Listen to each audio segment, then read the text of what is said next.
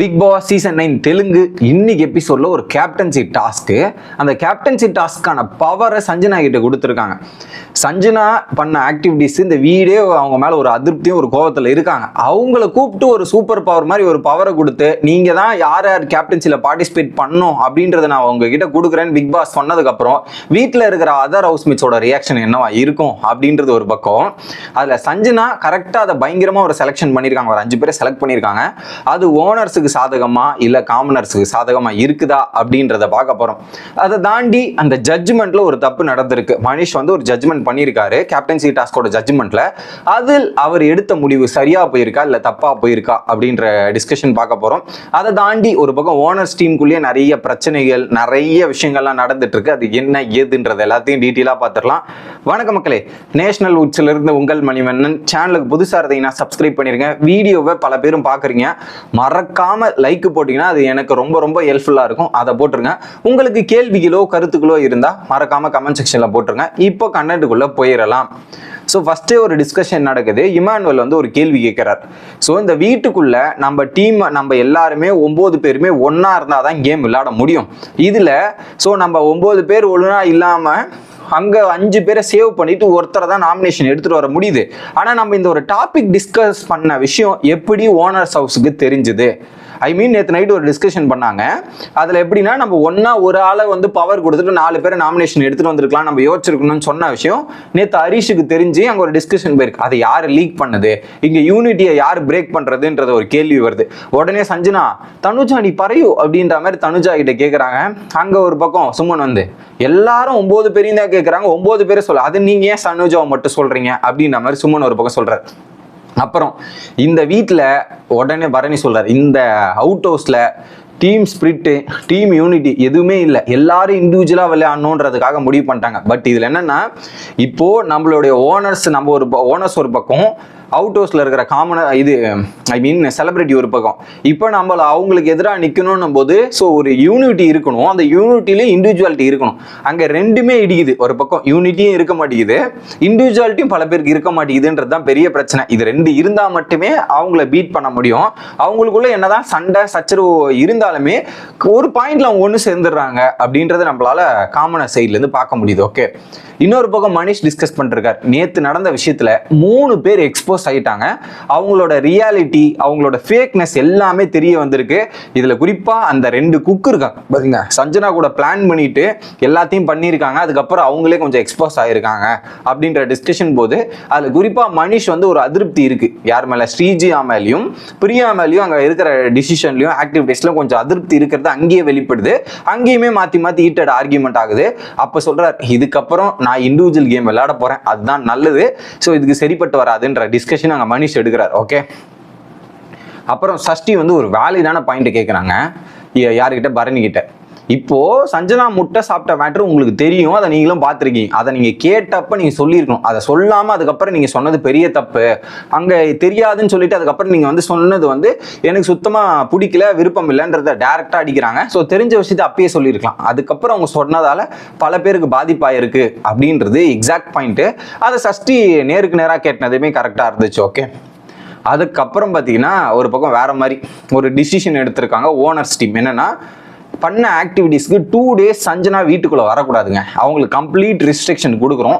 அதை தாண்டி வேற யாருன்னா தண்ணி இந்த மாதிரி பிடிக்க உள்ள வரணும்னா 3 பேருக்கு தான் பர்மிஷன் இருக்கு. 1 பரணிக்கு, 2வது தனுஜாக்கு, 3வதுக்கு ராம். இந்த 3 பேர் தான் வீட்டுக்குள்ள வர அனுமதி இருக்கு. அவங்க கிட்ட கொடுத்து நீங்க தண்ணியோ ஏதோ ரீஃபில் பண்ணணுமோ அதை பண்ணிக்கங்க, வேற எதுவுமே உங்களுக்கு ஆப்ஷன் கிடையாதுன்றதை சொல்லிட்டாங்க. ஓகே, இதற்கு நடுவில் வந்து இமானுவல் வந்து ஒரு லேடி கிட்ட போட்டு ஒரு ஃபன் பண்ணிருந்தாரு. அது நல்லா இருந்துச்சு, பார்க்கறதுக்கு ரசிக்கும்படியாக இருந்தது. அடுத்து பிக் பாஸ் என்ன கேம் கொஞ்சம் போரா போதே, சைலண்டா போதே, ஏதாவது ஒரு சம்பவத்தை கிரியேட் பண்ணுவோன்றதுக்காக Sanjana come on to the confession room அப்படின்றத கூப்பிடுறாரு. கன்ஃபெஷன் ரூம் போனவொடனே எப்படி போகுது பிக் பாஸ் அப்படின்னும் போது வெரி குட் பிக் பாஸ், ரொம்ப நல்லா போயிட்டு இருக்கு, இன்ட்ரெஸ்டிங்கா போயிட்டு இருக்கு, நல்லா இருக்கு அப்படின்றத சஞ்சனா சொன்னாங்க. சரி, உங்க கூட இருக்கிற மெம்பர்ஸ்லாம் எப்படி கேம் விளையாட ஆரம்பிச்சிட்டாங்களான்னு கேட்கும்போது என் கூட இருக்கவங்க இப்பதான் கேம் விளையாட ஸ்டார்ட் பண்ண ஆரம்பிச்சிருக்காங்க. ஸோ காம்படிட்டிவ் ஸ்பிரிட் இதெல்லாம் கொஞ்சம் கொஞ்சம் வருது. பட் இன்னமும் பல பேர் வந்து சுகர் கோட்டட் வேர்ட்ஸா போட்டுக்கிட்டு இந்த மாதிரிலாம் இருந்துட்டு இருக்காங்க. பட் இன்னும் டீட்டெயிலாக இறங்கி கேம் விளையாடுறதோட சென்ஸ் அவங்களுக்கு வரல, போக போக வந்துரும்னு நினைக்கிறேன். பட் ஒரு காம்படிட்டிவ் வர ஆரம்பிச்சிருக்கிறது மட்டும் என்னால் பார்க்க முடியுதுன்றதை சொல்றாங்க.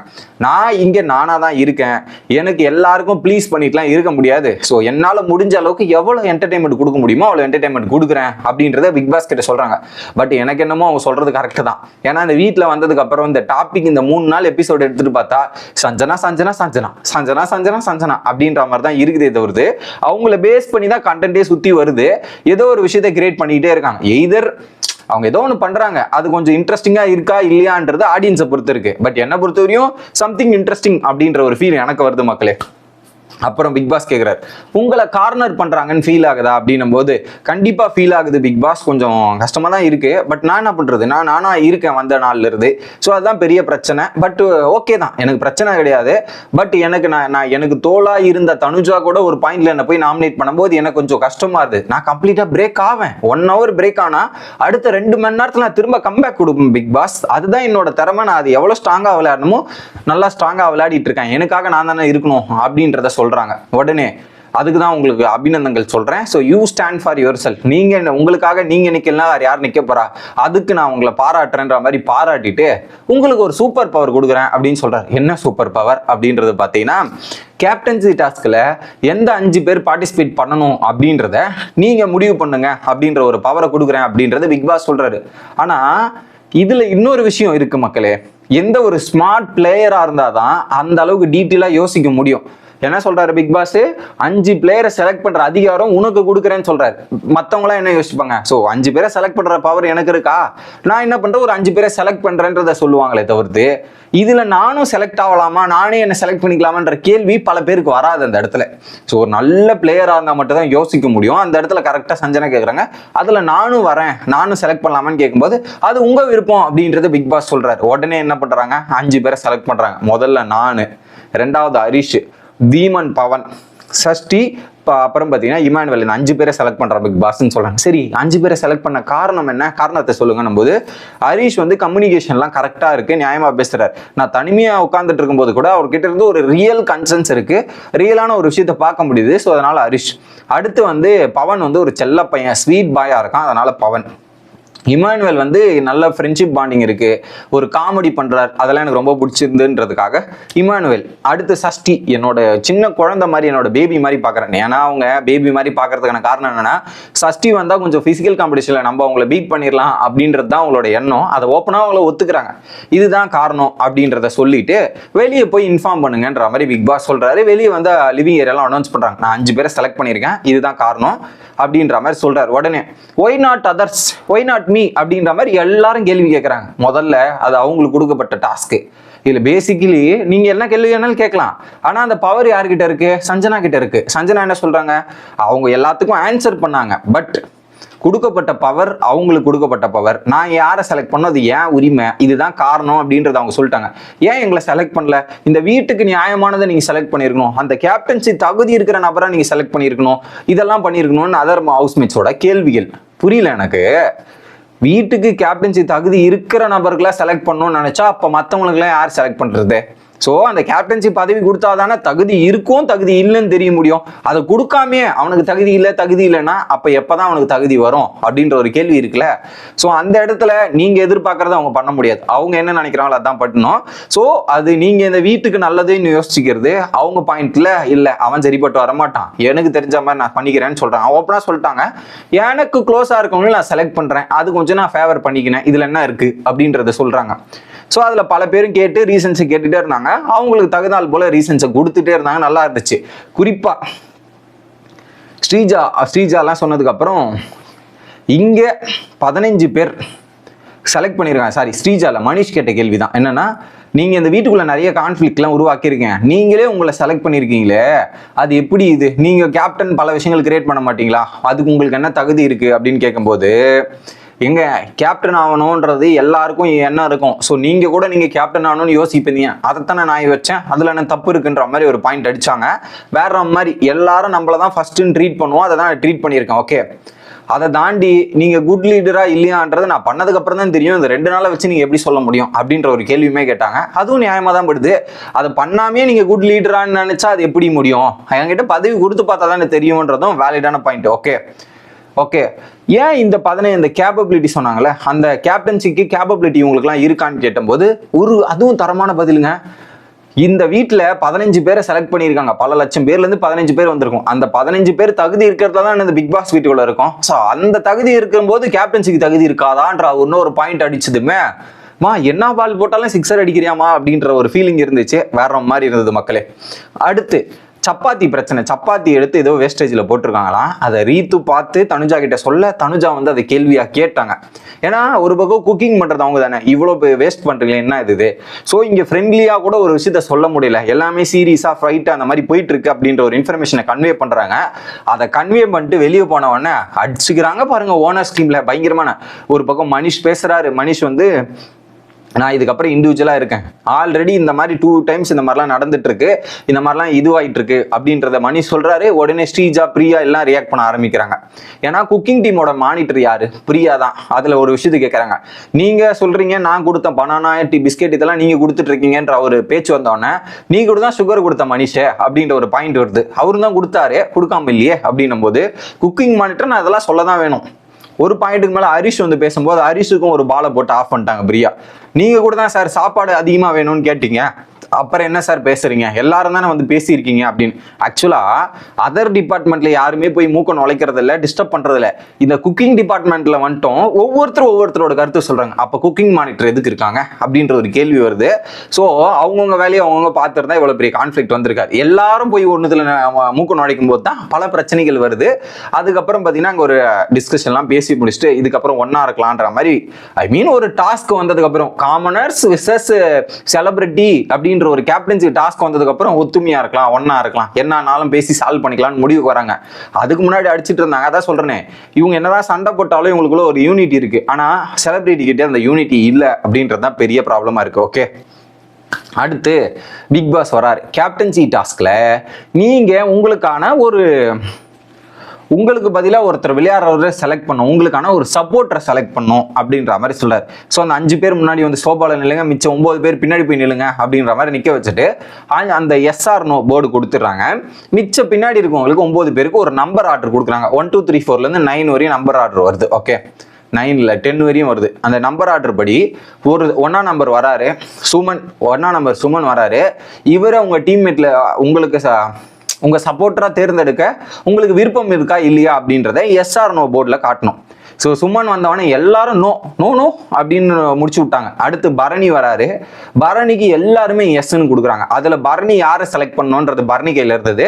ஸோ பரணி வந்து கண்டிப்பாக ஒரு செலிபிரிட்டி தான் தேர்ந்தெடுப்பார். அதை இமானுவலை செலக்ட் பண்ணிட்டு போயிட்டார். அடுத்து தனுஜா வராங்க. தனுஜாவுக்கு எல்லாருமே இன்னும் சொல்லியாச்சு. ராம் வராரு. ராமுக்கு ஒரு 3 பேர் எஸ் சொல்றாங்க. யாருன்னு பார்த்தீங்கன்னா ஒரு பக்கம் சஞ்சனா, சஷ்டிகா, அடுத்து பார்த்தீங்கன்னா ஹரிஷ். இந்த 3 பேர் எஸ் சொல்றாங்க. ஸோ அதில் வந்து அவர் சஷ்டிகாவை செலக்ட் பண்றாரு ராம். ஸ்ரீஜா வராங்க. 3 பேருமே எஸ். சஞ்சனாவை செலக்ட் பண்ணிட்டு போயிட்டாங்க ஸ்ரீஜா. பிரியா வராங்க. டைரக்டா டீமன் பவன். ஏன்னா ஒரு பக்கம் ஹரிஷ் செலக்ட் பண்ண மாட்டாருன்னு தெரியும், ஹரிஷுக்கும் பிரியாவுக்கும் சண்டை இருக்கு. ஸோ அந்த இடத்துல டைரக்டா வந்து பவனை செலக்ட் பண்ணிட்டாங்க. கல்யாணம் வந்து லாஸ்ட் ஆப்ஷனா வந்து ஹரிஷ் செலக்ட் பண்ணிட்டு ஒரு டஃபஸ்ட் டீமா போயாச்சு. இப்படி ஒரு டிஸ்கஷன் நடந்து முடிஞ்சுதா.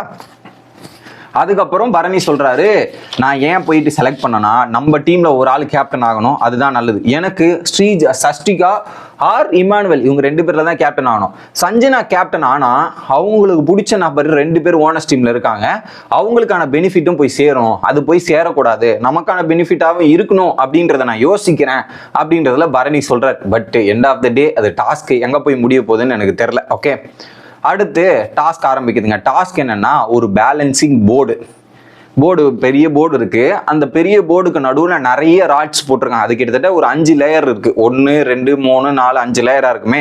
அதுல மிக்ஸ் ஆகி அந்த ராடெல்லாம் போட்டிருக்கு.